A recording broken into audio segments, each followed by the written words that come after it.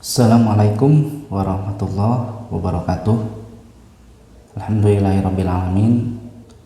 Wabihi nasta'inu ala umuri dunya wa din wa ala alihi wa sahbihi ajma'in. Alhamdulillah, pada kesempatan kali ini kita melanjutkan video-video sebelumnya kajian buku fikih Islam karya Haji Sulaiman Rasyid, yang pada kesempatan ini masih di bab toharoh, untuk subbabnya melanjutkan sebelumnya tentang pembahasan wudhu, yang mana kemarin itu baru sampai di sunat-sunat wudhu.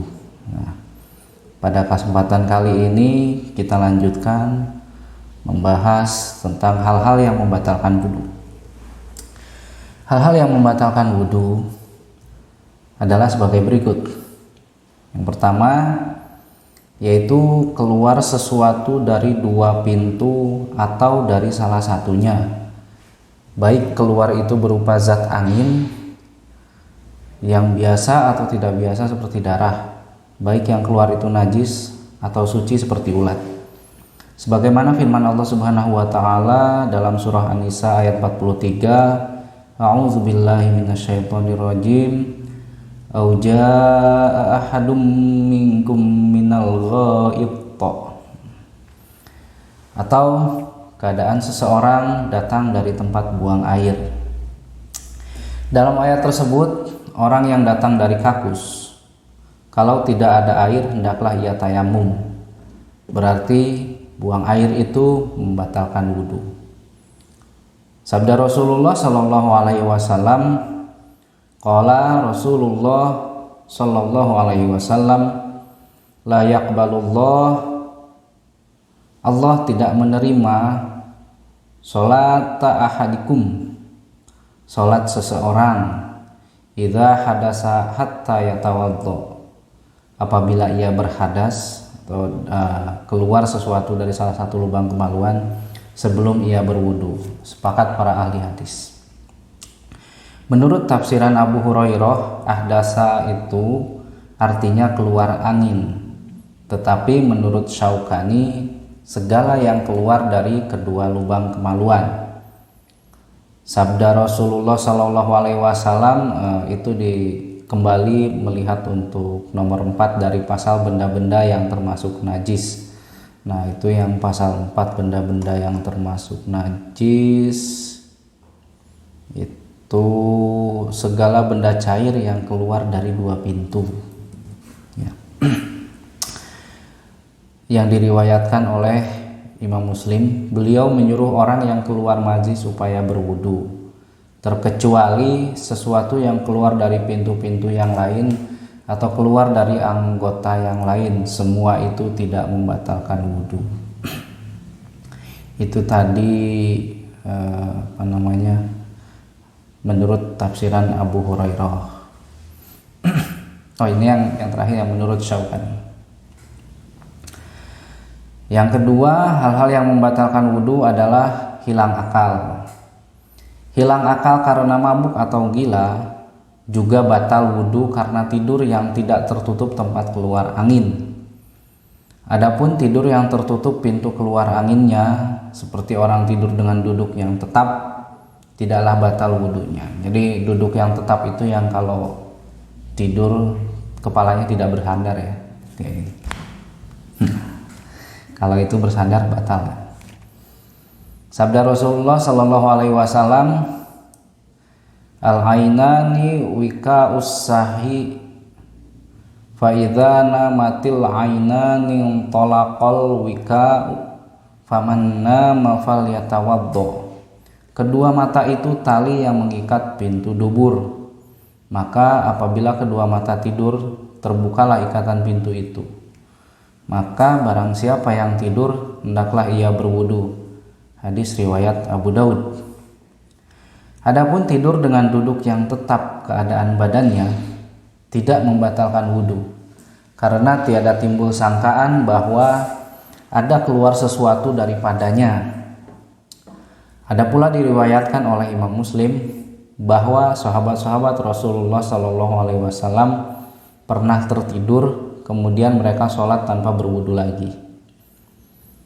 Nah, itu yang kedua, hal-hal yang membatalkan wudu.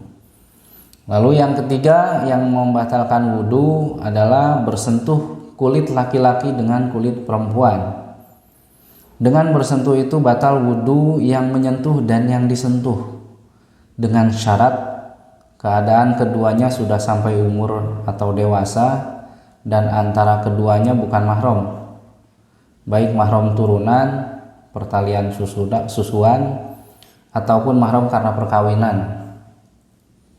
Nah, ini ada firman Allah Subhanahu wa taala surah An-Nisa ayat 43, aula mastumun nisa, atau bersentuhan dengan perempuan.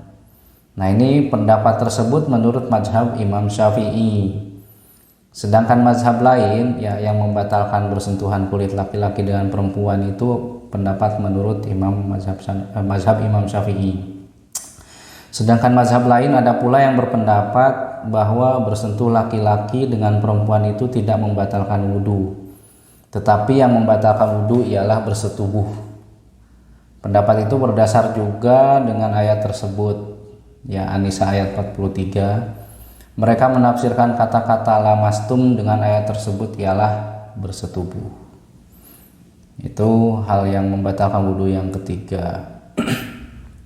Lalu hal yang membatalkan wudu yang keempat, menyentuh kemaluan atau pintu dubur dengan batin telapak tangan. Batin itu dalam, ya, dalam telapak tangan, baik kemaluan sendiri atau kemaluan orang lain, baik kemaluan orang dewasa atau kemaluan kanak-kanak.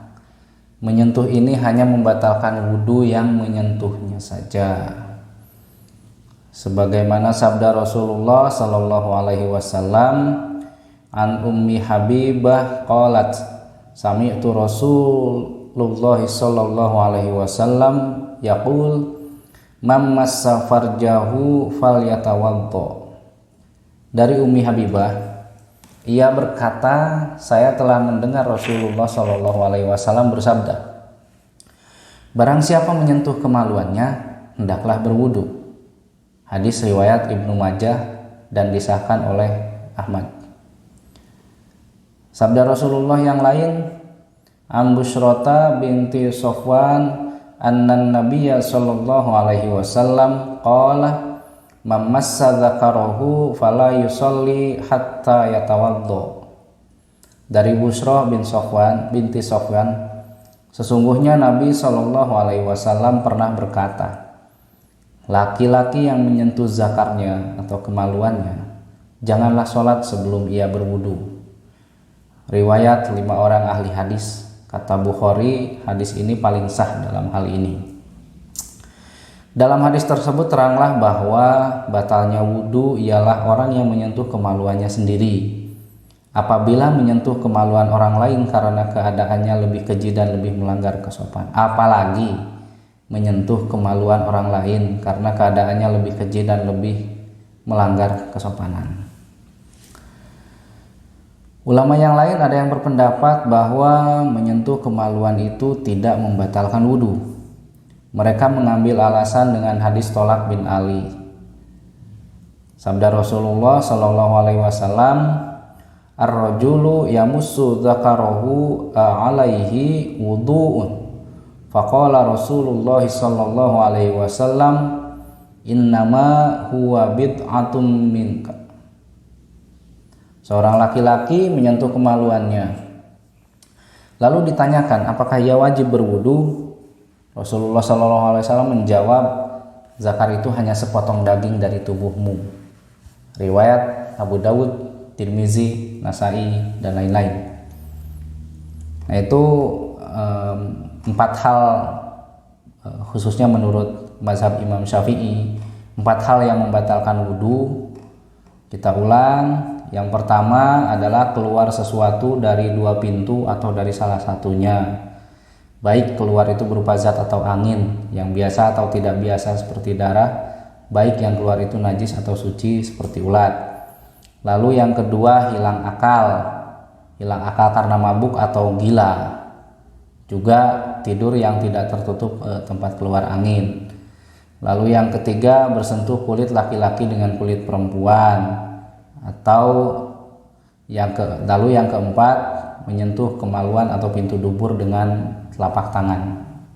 Itu hal-hal yang membatalkan wudu, khususnya ini menurut mazhab Imam Syafi'i.